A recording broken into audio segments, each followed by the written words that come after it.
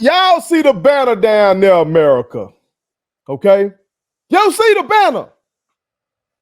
The question stands. The question needs to be answered. Is U.S. basketball dominance over? Has our supremacy officially ended? We got to talk about this. We got to talk about this because we need to get some straightening. Okay? We need to get some straightening. But before we hand out that straightening, make sure you hit that subscribe button. We need that. Go ahead and please give us some comfort by doing that. You want to raise your blood pressure tonight? Yes, because I am a red-blooded American male. Okay, and as a black man, we don't have much in this motherfucker. Okay, but one thing that we could stand on, okay, is the supremacy of our music, whether it's gospel, jazz, blues, rhythm and blues. We started rock and roll, hip hop. We have that. Okay. And we had supremacy. We had in the game that James Naismith invented. But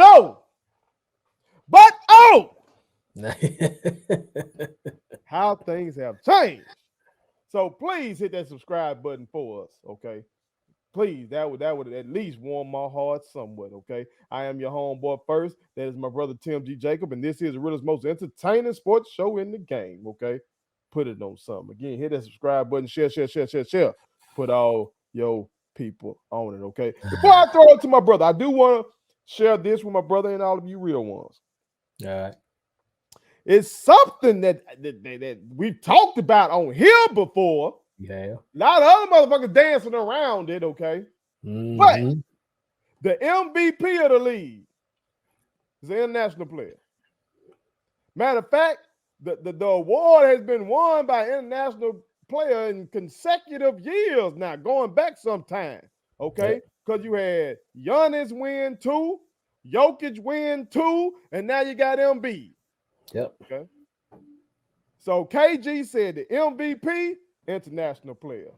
The NBA champs, internationally led. Not just by their best player, okay, because we've seen that with Dirk. Right. Internationally led by their 2 best players. Right. Okay. Because we got Jokic, of course, being from what? Serbia? Serbia. I believe it's Serbia. Okay. And Murray being from Canada. Yep. Okay. Yep. So the 2 best players. Yep. Then Team USA. Okay, we've seen them lose before. That's why the 92 Dream Team came into effect. Okay. Because the college kids, I guess in 88 had failed to get the job done. Okay. In the Olympics. Because in 84, I think Jordan then won it. Okay. But then in 88, I guess we didn't get the job done. So they said we had to bring through the pros, okay, to get some straightening. Yeah, I think all right. They got the straightening, but then we saw in the 2000s, shit started to go awry. All right. Got upset, but we still want a fucking medal. Yeah. As KG said, Team USA not medaling. Not gold, not silver, not even bronze. For the second year in a row. Second FIBA tournament, right? T. KG says, what to it? Thinking emoji. I don't know. But I got a feeling it got something to do with just AAU culture and not hooping. Motherfuckers ain't hooping no more. They just running around out here playing ball. They ain't hooping. These other motherfuckers hooping. Yeah. And they love their countries. They do. Even these rich ass motherfucking players they still got this love-hate relationship with their country. So they don't even want to go and play.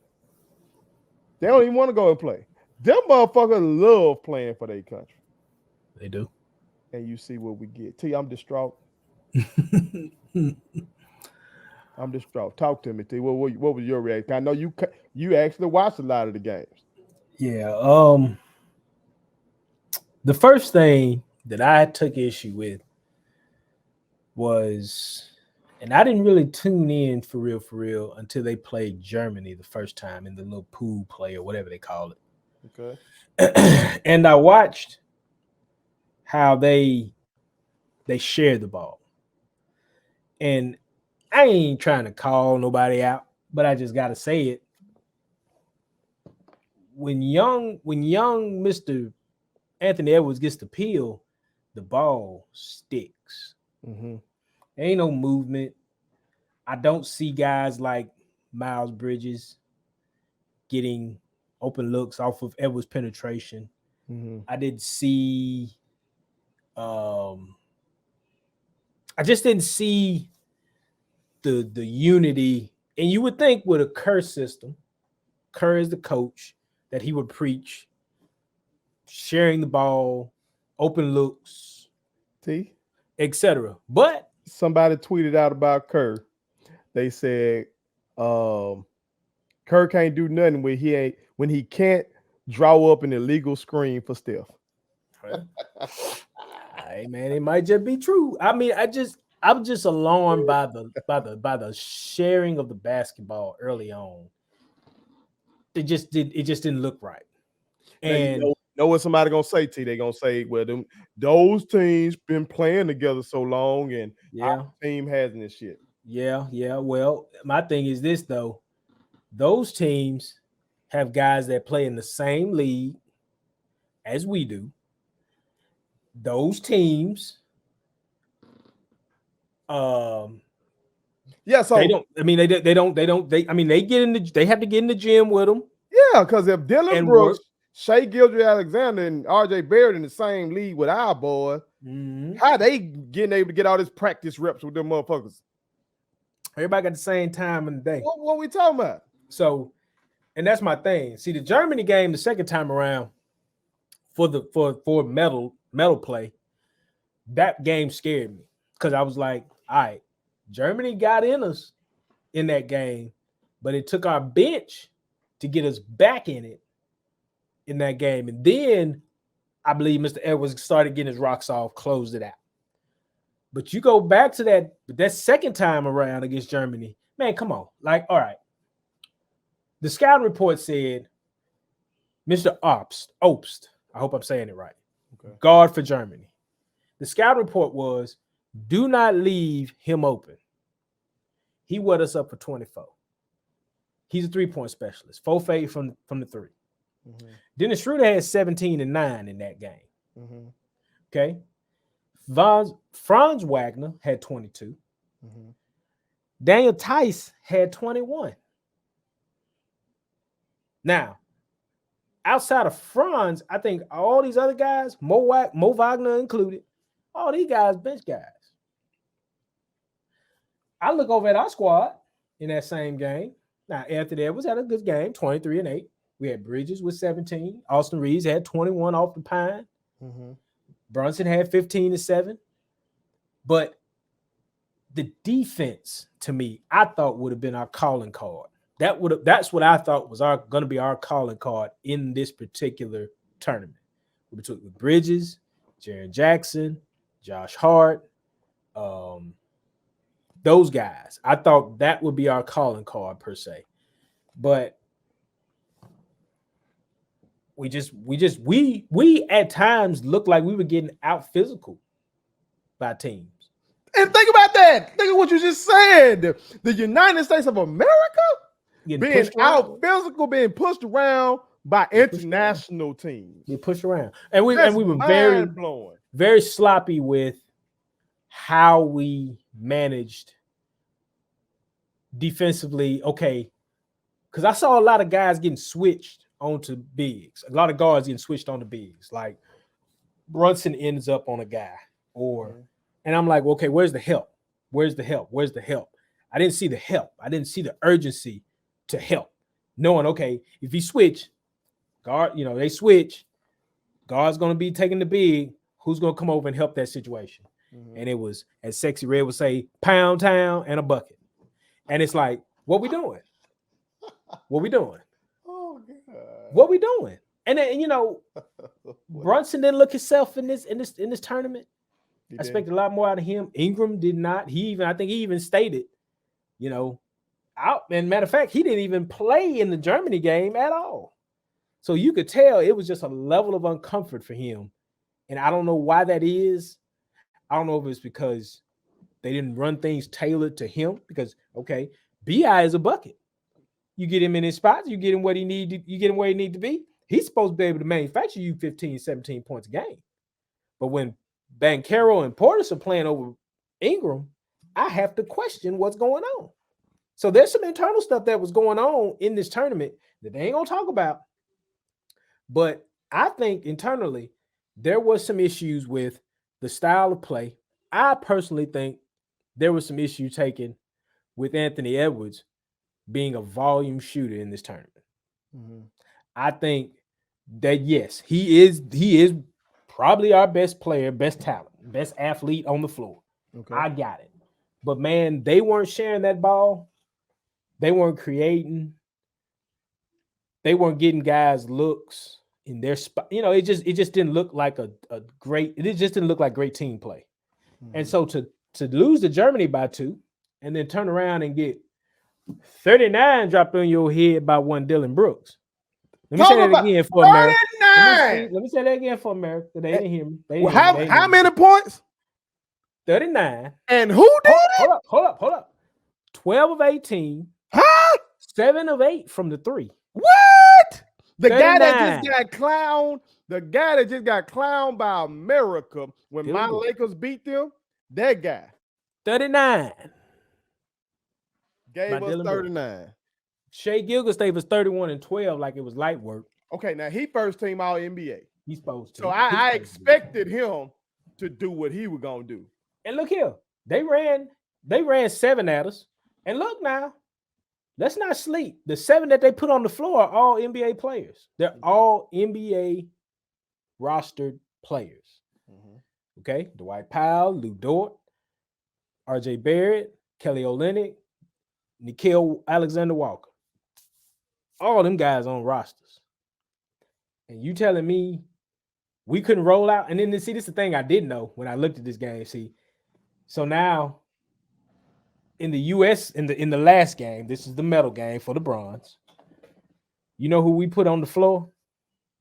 So I see Jaren Jackson didn't play. Now he might have got hurt. I don't know. But he didn't get on the floor. Ingram didn't play. I see Walker Kessler starting for us at center. That was our starting center. Now, nothing against Walker Kessler. I think he'll be a good talent. He's got some upside. But that's who we put on the floor for us. But who would we start? Look, we would have started. He had mixed his lineups. Curry had never had a consistent lineup. Let me throw this at you. For this past year, okay, these were the 3 all NBA centers. Okay. First team, Joel Embiid, international. Now, I think I saw something that say we finna get him now or something. Well, he got his papers or something, I guess. I ain't seen that. I don't know. Motherfuckers speculating. Motherfuckers speculating over here on this on this internet. Okay. Second team, Jokic. We just spoke on him. Third team, Domantas Sabonis. All 3. Ain't none of them coming over here. Okay.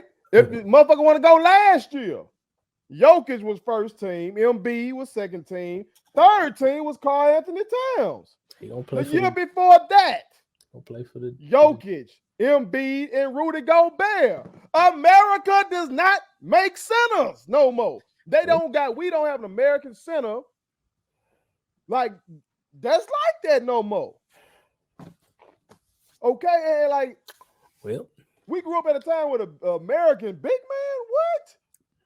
Well, yeah, you had Mike, and Mike changed the game, made everybody want to play the wing and all that kind of shit. But Mike played amongst some damn dominant giants too, man. He did. And the fact now, look at what we saying. Look at that. And it's nuts. So, okay. somebody gonna say, well, our best players didn't play. Okay. But if you look at the All NBA first team this year, all of them international players except for Jason Tatum.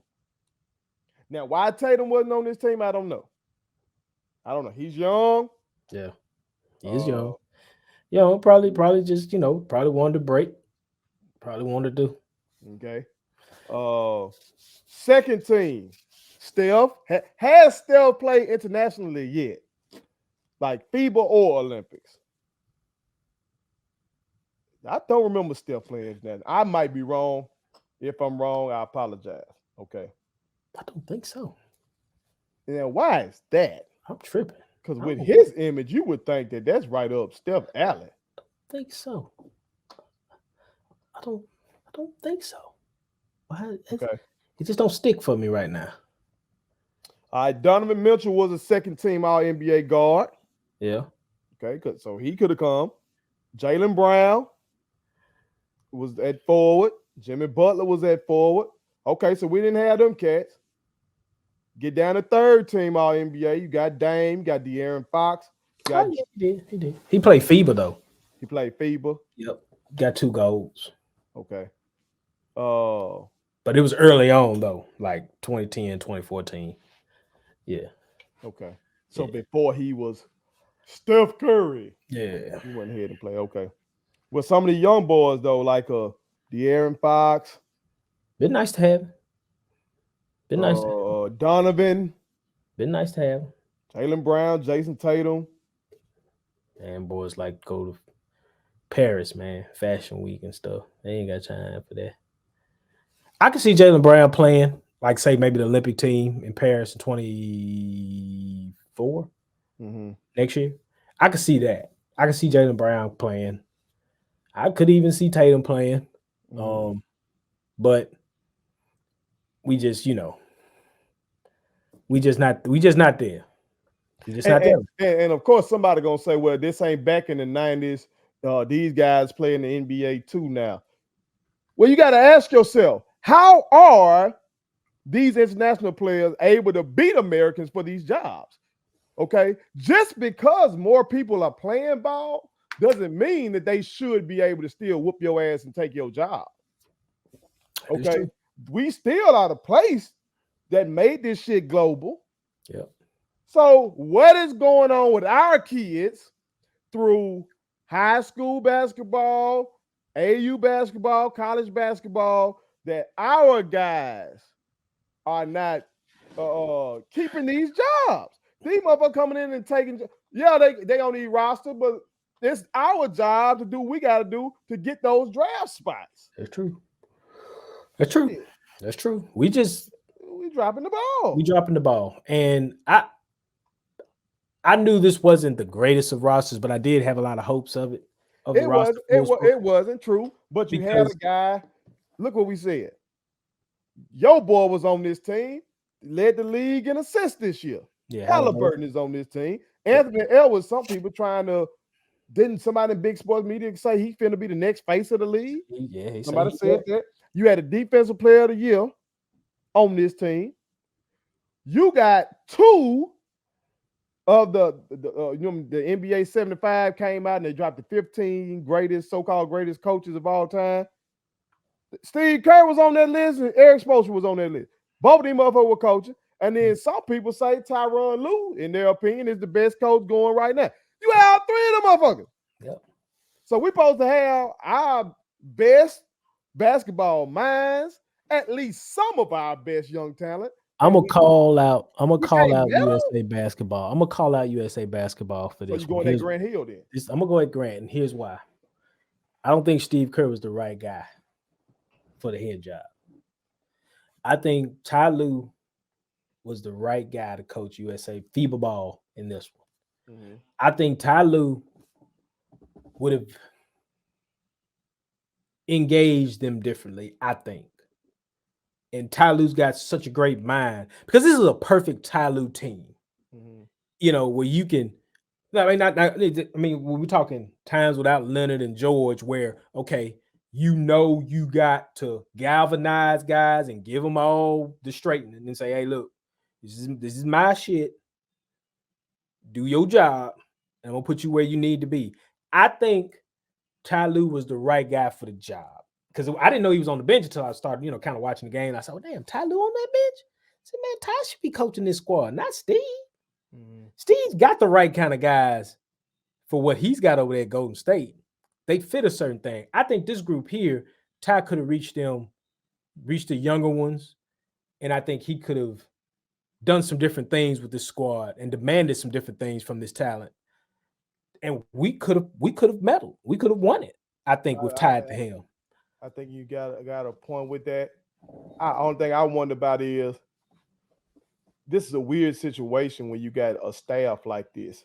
Because each one of those guys are alphas. Each one of those guys are leaders of their own team. So then it is like, is Steve just being a head guy, or is he letting all three of them like, hey, y'all, I know I'm the head in name, but all three of us can coach. So I wonder, like, did Ty Lue get a chance to do what you're saying?